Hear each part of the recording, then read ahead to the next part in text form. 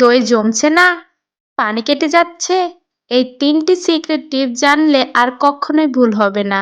যারা নতুন ঘরে দই বানাতে চান তারাও আজকে এই রেসিপিটি দেখে দই বানিয়ে নিতে পারবে।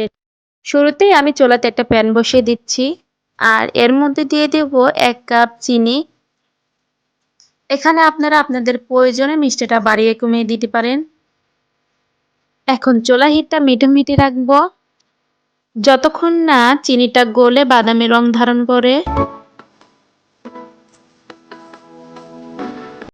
আমি এখন নেড়েচেড়ে দিব। আপনারা এখানে খেয়াল রাখবেন চিনিটা একদম পুড়ে না যায়, আর ক্যারামেলটা পুড়ে গেলে দইয়ের টেস্টটা একদম ভালো আসবে না। এখন দিয়ে দিচ্ছি ফুল ফ্যাট তরল দুধ ১ লিটার। আমি এখানে দেশি গরুর দুধ নিয়েছি, আপনারা এখানে ফুল ফ্যাট প্যাকেটের দুধটাও নিতে পারেন।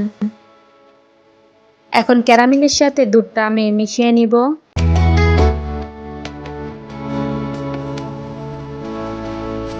দুধ ফুলে উঠলে চুলার আঁচ কমিয়ে নাড়তে থাকবো যেন সর না পড়ে।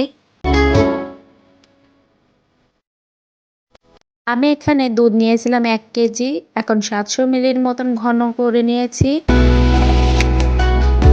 আপনারা এখানে দুধটা ঘন করে নিবেন, এতে দইয়ের টেস্টটা অনেকটাই ভালো আসে। এখন দুধটা আমি চুলা থেকে নামিয়ে নিব আর দুধটা আমি কুসুম গরম ঠান্ডা হওয়া পর্যন্ত অপেক্ষা করব। এখন নিয়ে নিয়েছি টক দই। আমি এখানে ৩-৪ চামচ টক দই নিয়েছি আর টক দই আমি আগে থেকে পানি ঝরিয়ে রেখেছিলাম। এখন একটা বাটিতে আমি ভালোভাবে ফেটিয়ে নিব। এবার কুসুম গরম দুধে ফেটানো দই আমি দিয়ে দিব। এবার একটি হ্যান্ড উইস্ক দিয়ে আমি ভালোভাবে দুধটা মিশিয়ে ফেনা তৈরি করে নেব।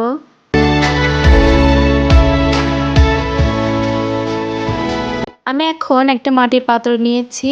এখন এর মধ্যে দিয়ে দিব ১ চা চামচ টক দই আর এই টক দইটা আমি সম্পূর্ণ পাত্রে মেখে নিব।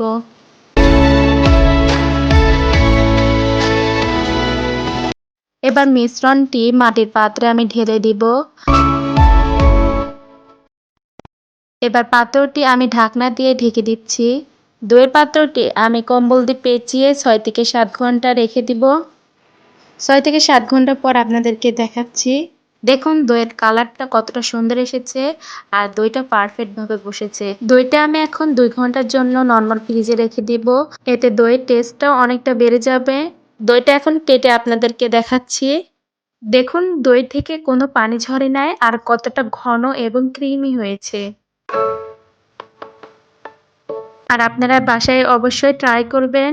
আর এই ভিডিওটা ভালো লাগলে প্লিজ আমার এই চ্যানেলটা সাবস্ক্রাইব করে রাখবেন আর লাইক কমেন্ট করে আমার পাশে থাকবেন। আজকের মতো বিদায় নিচ্ছি। আল্লাহ হাফেজ।